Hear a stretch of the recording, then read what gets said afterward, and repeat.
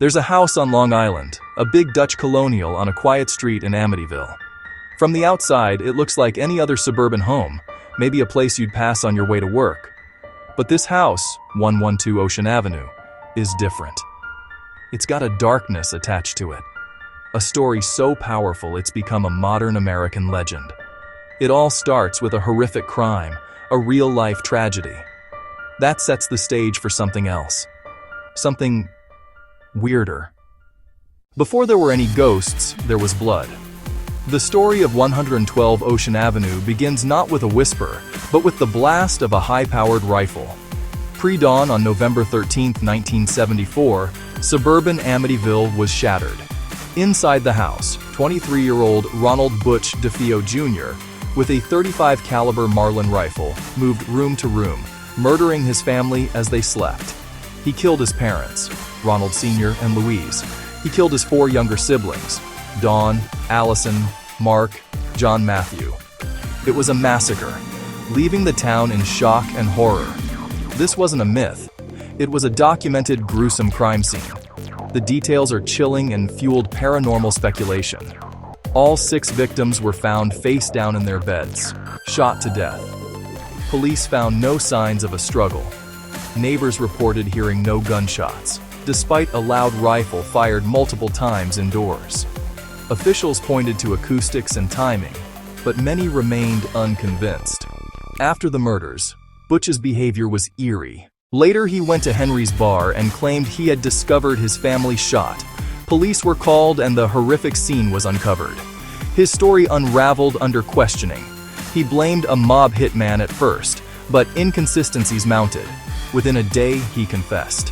His trial defense was insanity, claiming voices in the house told him to kill. It went so fast, he told detectives. The trial became a media circus.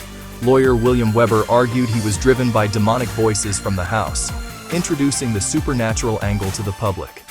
The prosecution painted a different picture. A troubled young man, drug use, violent clashes with an abusive father, and a motive tied to life insurance. The jury rejected insanity. On November 21, 1975, DeFeo was found guilty of 6 counts of second-degree murder and given 6 concurrent 25-to-life sentences. He remained imprisoned until his death in 2021, leaving the motive partially shrouded in mystery. Just over a year later, in December 1975, the house found new owners. George and Kathy Lutz saw it as a steal and bought it fully furnished, well aware of its dark history. But according to them, their dream quickly turned into an unimaginable nightmare. The family claimed that paranormal phenomena began almost immediately after they moved in. Mysterious cold spots in certain rooms, strange odors that would appear and disappear, doors and windows that would open and close on their own. It was just the beginning of what they described as a 28-day siege by an evil force.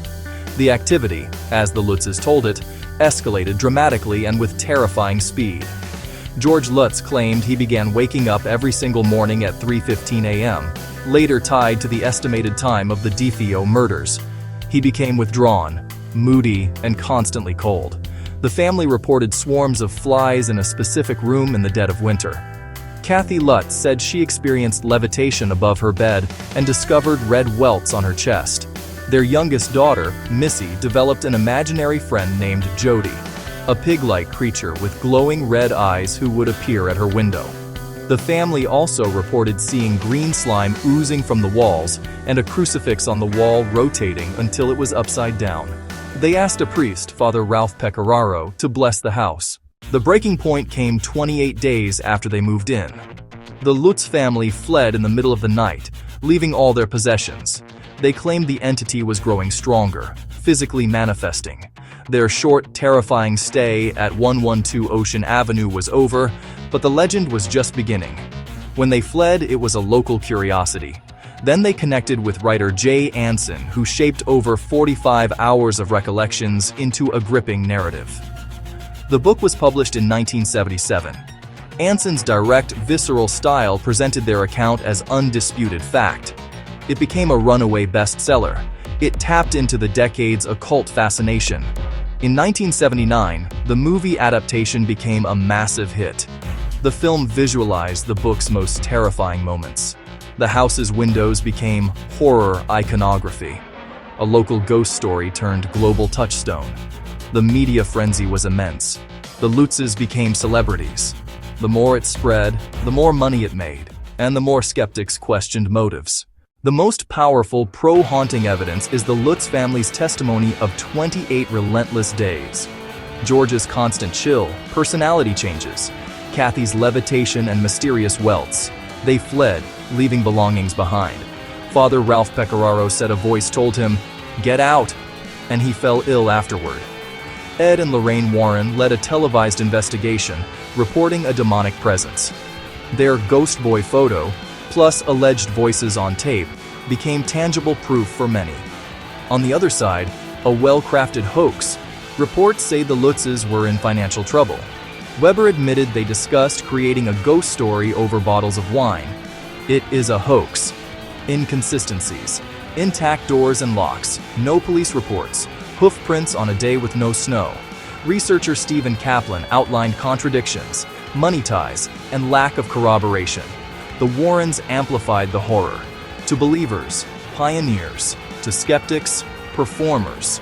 Many claims hinge on subjective impressions and are hard to prove or disprove. Their dramatic findings boosted fame and the Amityville brand. As the franchise grew, lawsuits and public disputes muddied the waters. William Weber sued the Lutzes and the book's publishers for profits.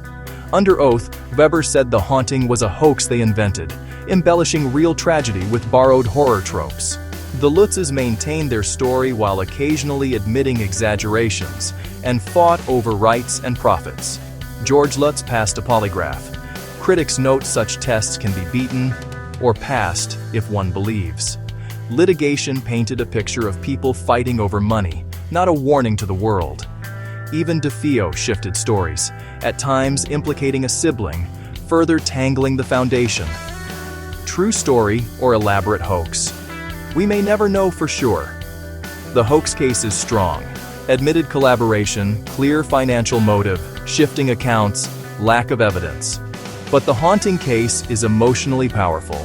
A terrified family, a priest's testimony, eerie images. Amityville became the blueprint for modern true story hauntings across films, TV, and books. It's also a cautionary tale of how tragedy, truth, and entertainment can blur. The dark side of the American dream, the perfect house as a gateway to hell. The DeFeo murders were undeniably real. The haunting that followed is a matter of belief,